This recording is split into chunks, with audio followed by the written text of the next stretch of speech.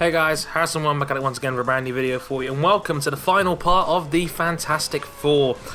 Me, Harrison, taking a breakdown of the four best drivers, in my opinion, in Formula 1 today. And on this final part, we are taking on arguably the most controversial of the four, and that's Lewis Hamilton.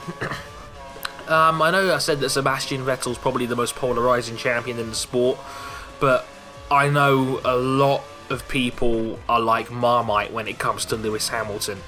Marmite is a vegetable paste, in case you didn't know. If you're not outside of the UK, it's the kind of food substance that people either love or hate. There's no middle ground when it comes to Lewis Hamilton, in my humble opinion. I think you either really like him or you tend to really not like him. But maybe that's just how I see it anyway, what people tell me in my experience. But anywho, let's break down the major stats of Lewis Hamilton first. So, since 2007, he has racked up 129 Grand Prix starts. As you probably already know, he is the 2008 Formula 1 World Champion.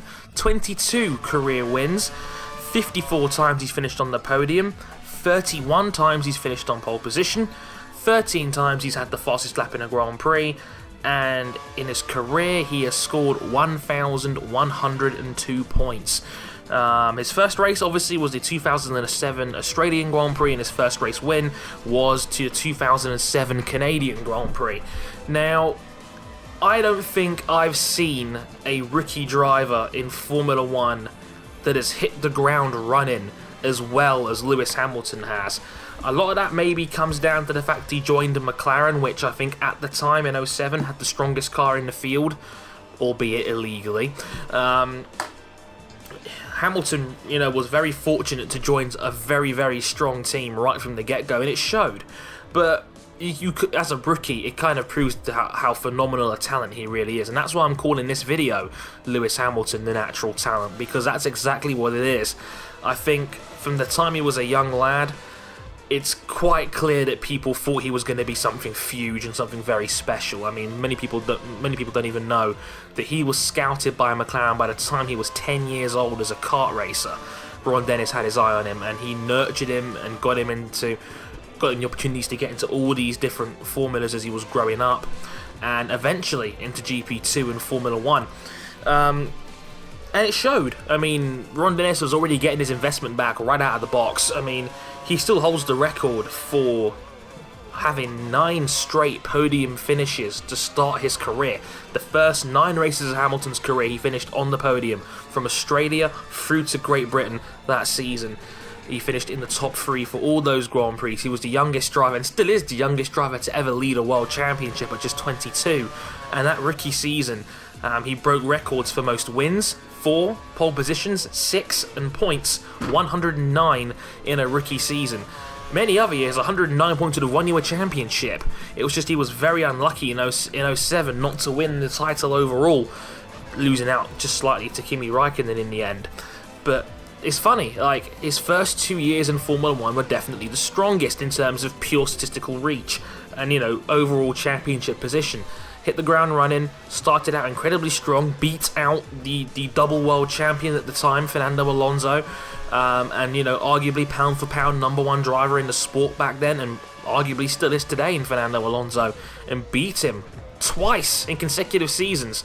Obviously, Alonso was definitely in a weaker package in 2008 overall, but I mean, he hit the ground running superbly. Hamilton, like I said, was a runner-up in his rookie year. Second year, wins the championship in 2008 with 98 points, beating Felipe Massa by just a single point, and winning 5 races that season in the process.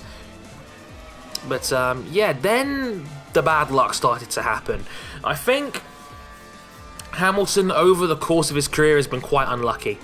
I mean, ever since that 2008 title win, I don't think McLaren has had a overall package that has been strong enough to be able to challenge for a championship.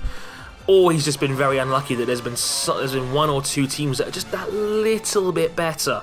Like 2009, finished 5th in the championship, had a bad run of form in the middle of that season, came on strong towards the end, but ultimately just didn't work out. 2010, he was in the mix pretty much the whole way through, but the double retirements in Italy and Singapore. He had a block of 3 retirements in 4 races that year, if I'm not mistaken. I think it was Hungary. He won in Belgium, and then Italy and Singapore, he retired, and he never quite bounced back from that. Ended up finishing 4th in the championship, even though he came 2nd in the final race in Abu Dhabi, and finished 4th with 240 points. Again, 240 is a very, very strong point haul, but again, just about finished in 4th. Was pretty unlucky that Ferrari with Alonso had a strong package, and both Red Bulls were very strong that year, especially towards the end of that season. 2011, we know Red Bull had the strongest car right out of the box, and McLaren were pretty much playing catch-up the whole way through, but they had their moments with Jenson Button here and there, and Hamilton had his moments in the beginning, the middle, and the end of the season. He won in China, he had the win in the middle of the year in Germany, and then he won the second-to-last race in Abu Dhabi. When Vettel spun out on lap 1 and broke his tyre. I think the tyre slid off the rim or something ridiculous like that. Something I've never seen in Formula 1 before. But finished 5th that year, and he scored 227 points that season and finished in 5th. The last 2 years, that would have put you in 3rd.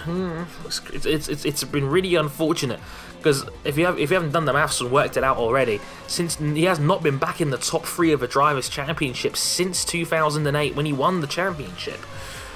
2012, McLaren, I would say, had the strongest package, had the fastest package of any car in the field in 2012, but they had huge reliability concerns. And I know a lot of people in the Hamilton Conundrum commentary I did, which I've put a link to in the description and as an annotation on the screen, in the Hamilton Conundrum, I kind of failed to mention this, but a lot of people in the comments did. 2012, he should have been a title contender, arguably even champion. He was very unlucky not to have won the title that year. He only had 190 points, finished in 4th, but he had at least 75 points taken away from race-leading positions. He had a gearbox failure in Singapore. He had the Abu Dhabi retirement. I think it was an engine failure in Abu Dhabi. He won at the Circuit of the Americas. He beat Vettel in a head-to-head dogfight over the entire race. But in Brazil, again, he was leading the race, but he was taken out by Nico Hülkenberg. Just one of those unfortunate situations. So that was 75 potential points taken away from the rest of the field. We could go into what ifs and speculate till the cows come home, but overall, Hamilton was very unlucky in 2012 not to be at worst a title contender. He should definitely have been 3rd over Kimi Räikkönen, but it's just one of those really, really unlucky things more than anything else. Hamilton, arguably should have been a contender at least a couple more of those years where he missed out. But then 2012 happened.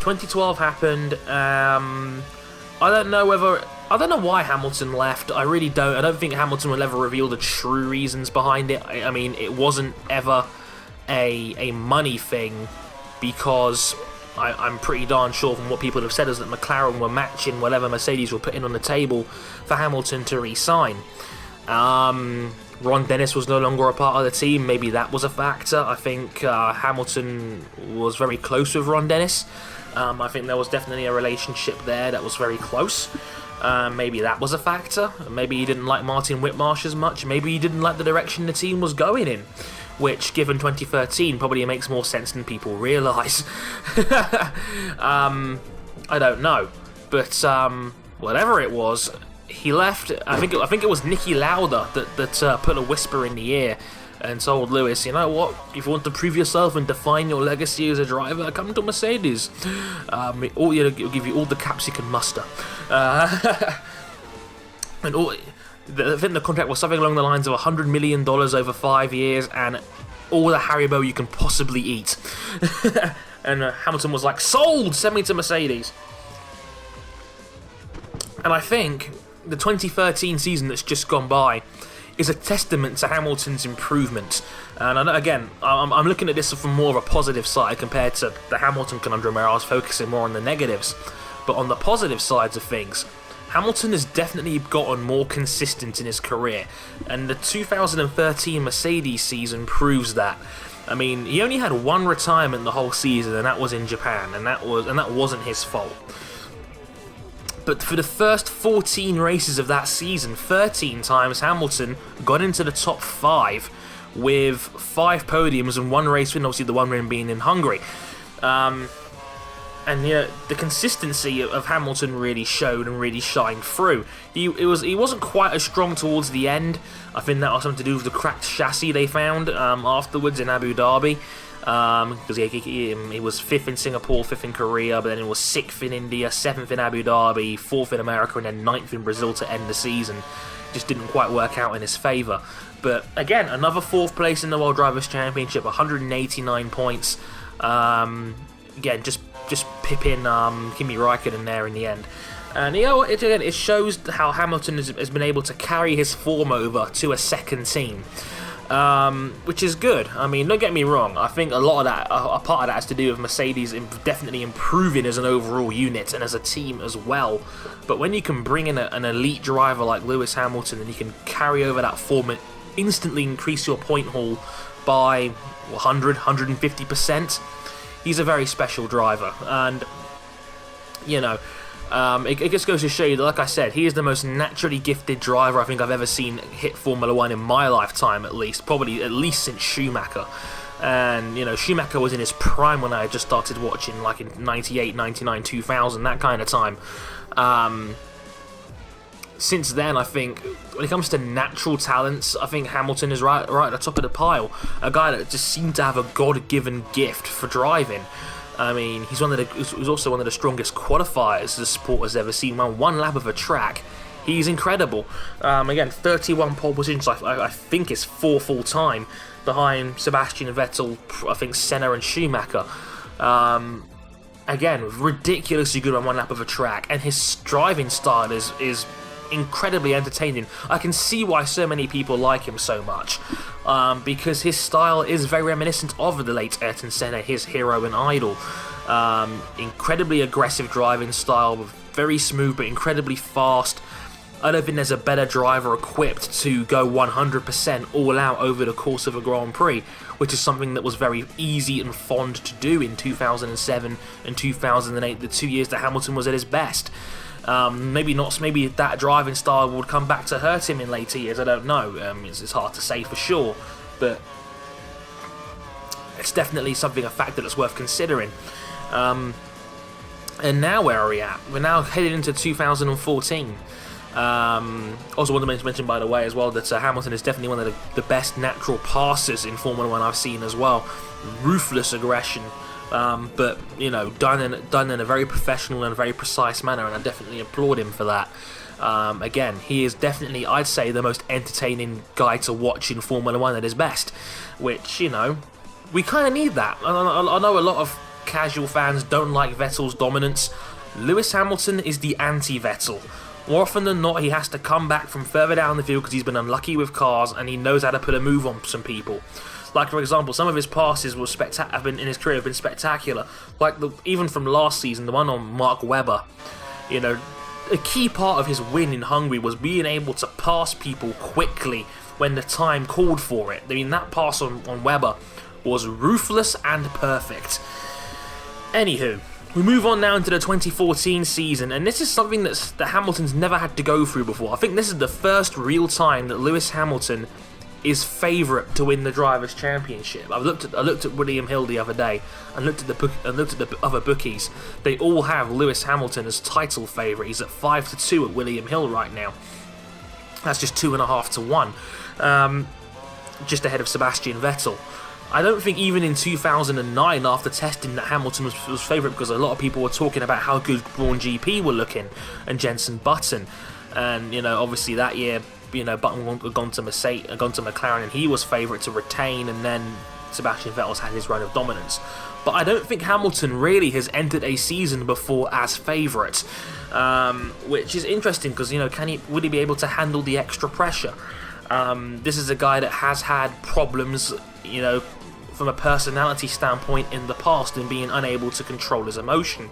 2011, prime example, the Monaco incident where he took out Felipe Massa, or was at least partly responsible for Massa's retirement from that Grand Prix, and instead of declaring responsibility, he questioned why the stewards were calling him in so much and joking about that. And often in some circles he's been through difficult breakups. I mean, he's had obviously a lengthy on and off relationship with Pussycat Doll, Nicole Scherzinger, which hasn't always worked out wonderfully.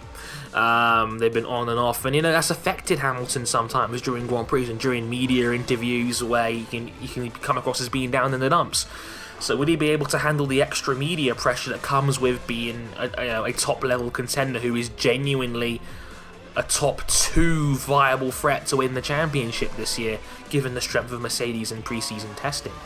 That's something that's going to be very interesting to watch over the course of the season, and something that's definitely intriguing. But overall, in the Fantastic Four, the way I rank them is Vettel, then Alonso 2nd, Hamilton 3rd, and Raikkonen 4th. That's how I rank the Fantastic Four, and I hope you guys have enjoyed this over an hour of me talking about arguably the 4 best drivers in Formula 1. I'd say 2 of those drivers are 2 of the best ever to grace this sport, at least, and I think Hamilton will probably be a part of that club too by the time his career is said and done. People forget he still only had about half the races that Fernando Alonso has been through in his career already, which is quite a scary thought when you think about it. Hamilton, now 29 years old, in his prime, seems to be starting out the year in the best car. It's probably going to be a very exciting time if you're a Lewis Hamilton fan. But I'd love to hear what you guys think of Lewis Hamilton. Are you a fan? Are you not a fan? Tell me why, and how do you rate him in the grand scheme of things in Formula 1? How do you see him? Why are you such a fan of his? I'd love to hear you guys as always. And one more thing. A lot of people have debated about Jenson Button and whether he has a spot in the top 4. I personally don't think he deserves one, but if you guys want to see me do a video on Jenson Button, let me know. I don't mind doing a bonus episode. I'd love to hear what you guys have to say on that. But until then, I've been Harrison101. I hope you guys enjoyed the video, and I'll catch you guys next time. Sayonara.